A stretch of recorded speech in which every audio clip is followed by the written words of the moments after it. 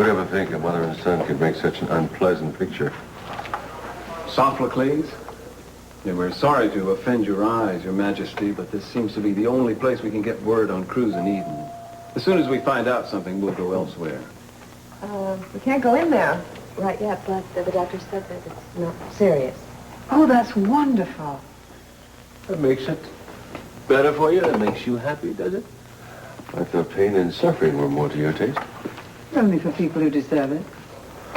Oh, a gathering of the clan. You know, this always touches me somehow. How is he?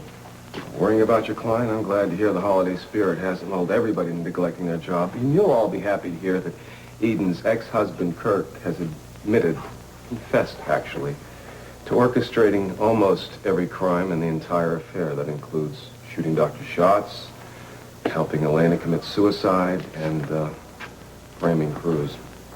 You are serious about this? Kirk Cranston? Yeah, well, you know, mighty oaks from little acorns grow. I guess it goes for weird little nuts, too. Then we can assume that all charges against Cruz are being dropped, huh? Well, no, not exactly.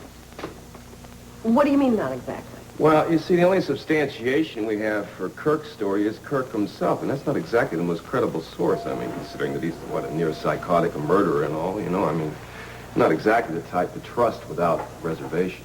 Keith, a confession is a confession, regardless of what you think of the confessor.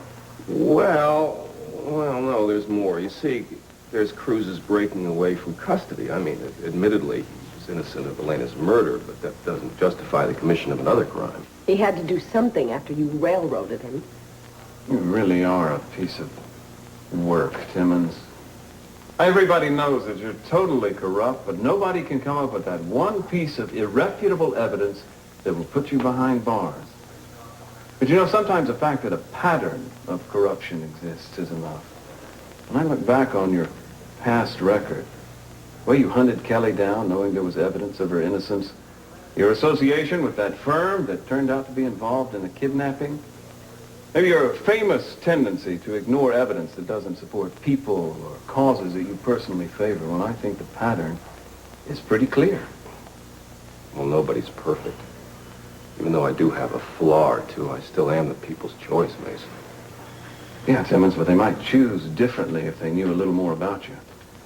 What do you suppose would happen if these facts were brought to light, laid end to end, metaphorically speaking? What do you suppose the voters would think of you then?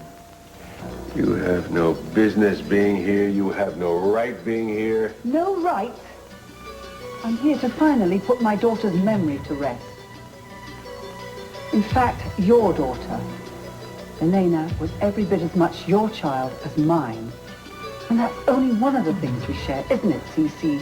Besides oil wells and other dark treasures buried deep in the ocean.